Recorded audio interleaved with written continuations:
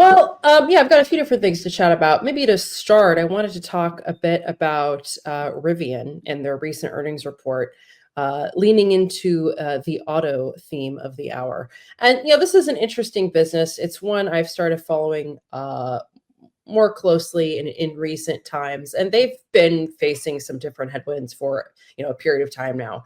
But they of course are known for their electric vehicles, like their R12 pickup truck, their R1 SUV, commercial electric vans.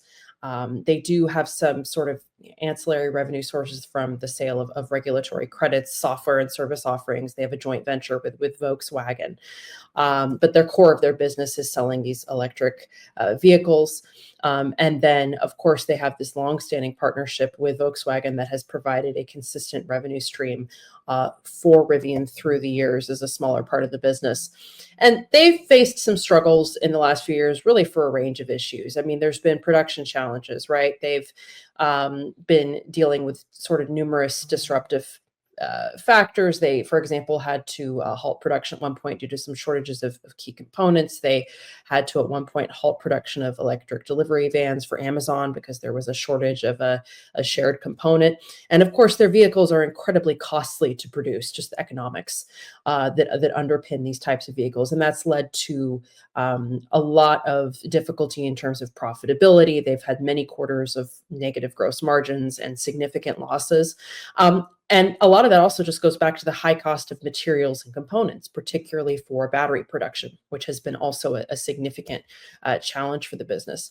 And, they're facing competition as well from established automakers and other EV manufacturers who are also rapidly developing and launching new models. There's been some softening in the overall EV market in the last year to 18 months, but they continue to really strive to reach scale in production to achieve profitability.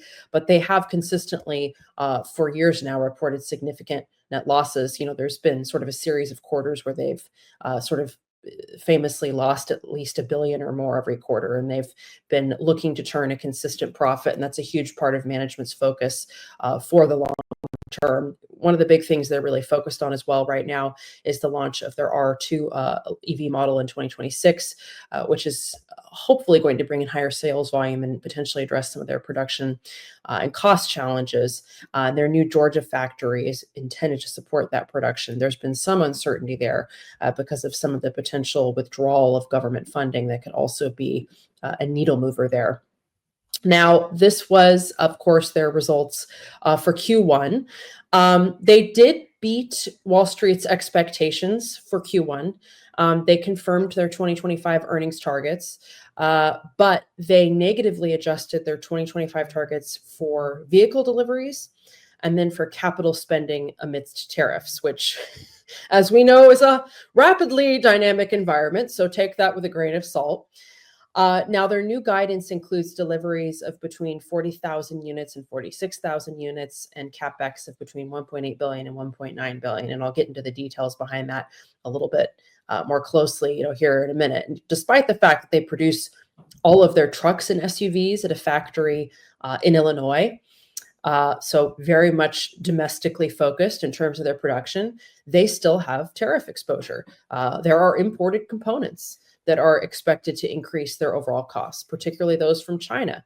There's obviously been the restrictions of rare earth materials that can impact battery and EV motor costs that can potentially slow down production. Now, there's been reports from sources like Bloomberg that they had been proactively stockpiling EV batteries from Asian suppliers, including China, to mitigate potential risks at one point. But that's something that is an area to watch for the business.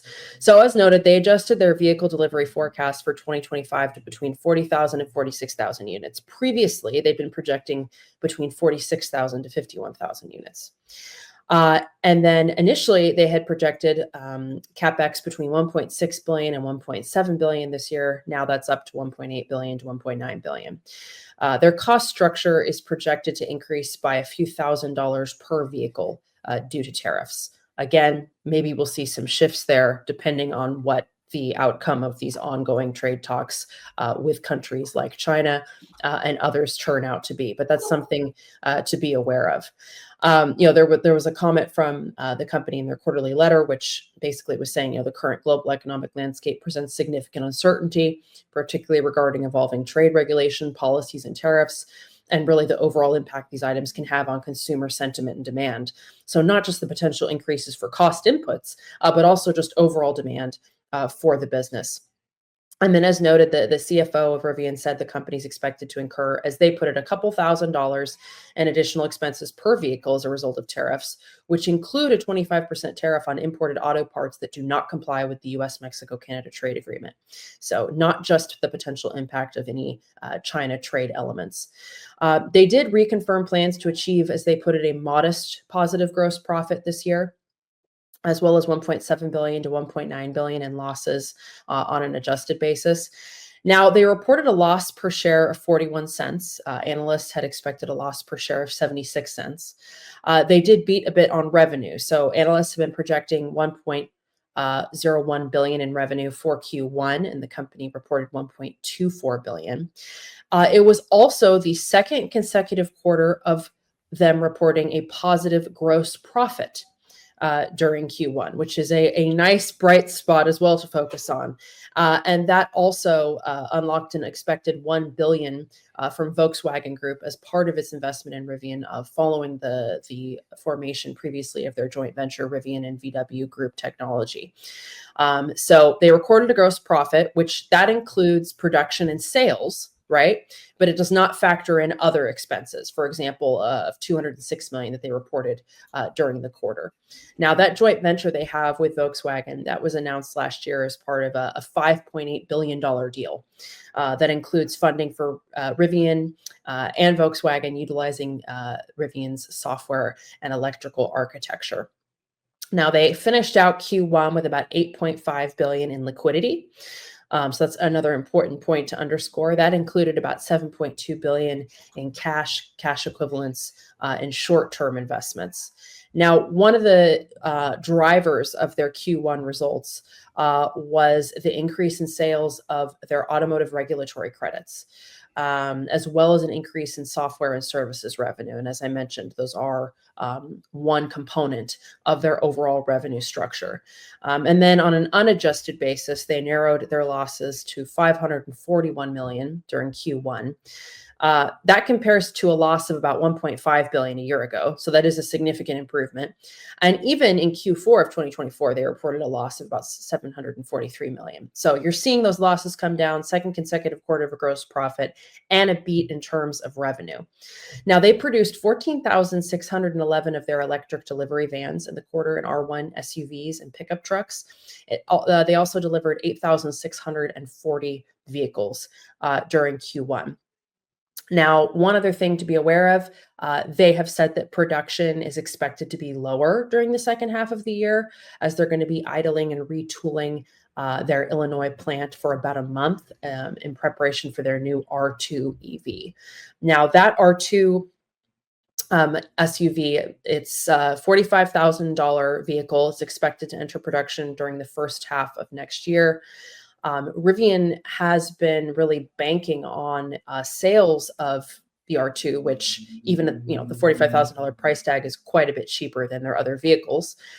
They've been really banking on the sales of the R2 to really reinvigorate demand for their business. So there's a lot, I think, that hinges on the launch of that vehicle. Now, their R1S was the best-selling SUV, over $70,000 in California in Q1. They continue to have wins in terms of their charging network, was recognized as having one of the best user experiences by a leading consumer publication. They also completed over 36,000 demo drives during Q1, which was their largest quarter to date. They announced the construction of a 1.2 million square foot supplier park in Illinois, which of course, Illinois is a huge, huge hub of their overall manufacturing base. And then here was the section in their shareholder letter where they talked about, the R2 vehicle that they're really so excited about. As they say, it builds upon their industry-leading technology platform. They've made really extensive progress on the expansion of their manufacturing facility in Illinois. And then, as noted, they expect to start production of the R2 in the first half of 2026 with that base price of around 45 grand a vehicle. They believe that'll provide consumers with a choice to help accelerate the transition to electrification that is also more financially accessible. And they also said with the launch of their second generation R1 platform, they updated their Rivian autonomy platform with an entirely changed perception stack and compute. Their R1 vehicles now have 55 megapixels of cameras, more than 200 trillion of operations per second of onboard inference. And they designed this platform around an AI-centric approach where their own hardware has enabled them to build basically this data flywheel for training their company models. So that's really, really cool as well. And then this just goes over some of the financial statistics I already noted. They did also optimize operational efficiency to the tune of about $22,600 reduction in automotive cost of goods sold per vehicle delivered in Q1 25 compared to Q1 24. They also delivered an improvement in cash flow from operations, although they are still historically a pretty cash burning business. So there's a lot of progress that needs to still be made there. But they are, I think, making strides towards positivity on those metrics. And then, as noted, they also expanded their commercial footprint with a total of about 27 experiential spaces, 74 service centers, over 640 mobile service vans. So they were able to fulfill the majority of service requests remotely. And then they have a charging network now of over 700 chargers across 112 sites in 35 states with a reliability of over 98%. So that's also very important to their business. And then their production and deliveries, again, they produced 14,611 vehicles. They delivered 8,640, all in their manufacturing facility in Normal, Illinois. They did say that overall deliveries and finished goods were impacted by lower commercial deliveries. They alluded that that was mostly because of a pull forward in deliveries during Q4. One might also speculate that there could have been some impact in terms of just consumer pullback in spending. So all in all, not a bad quarter for Rivian, right? I mean, revenue beat expectations. They're still not profitable. They're still burning through a lot of cash, but they are improving those metrics. They do have a nice stockpile of cash on hand. Really, one of the biggest things to watch is this prepared and expected launch of their R2 EV. This is going to be where I think they're pinning a lot of their hopes for growth moving forward. I think the idea being if you have a more price accessible vehicle, maybe the average consumer that isn't even going to consider an electric vehicle might be more inclined to do so when they're surveying the different options on the market because that price tag isn't, so completely above and beyond what we're seeing for, non-electric vehicles. And then, of course, all of these, experiential spaces and service centers that they continue to launch and expand are also really key for adoption by consumers.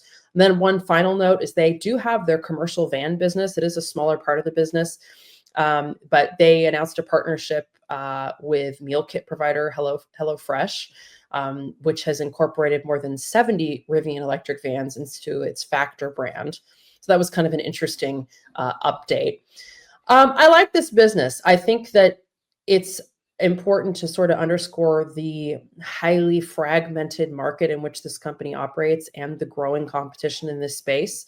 Their partnership with Volkswagen has injected a lot of cash into their balance sheet, which has been much needed and has sort of helped to buoy them against some of the volatility they've been seeing in other areas.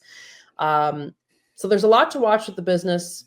The R2 launch, the R3 as well, really slashing some of their costs that have been weighing on profitability is nice to see. I think they're probably at least several quarters away from even looking at positive net income, if that, but you're seeing improvement where you'd want to see it for the types of, fundamentals of a business like this.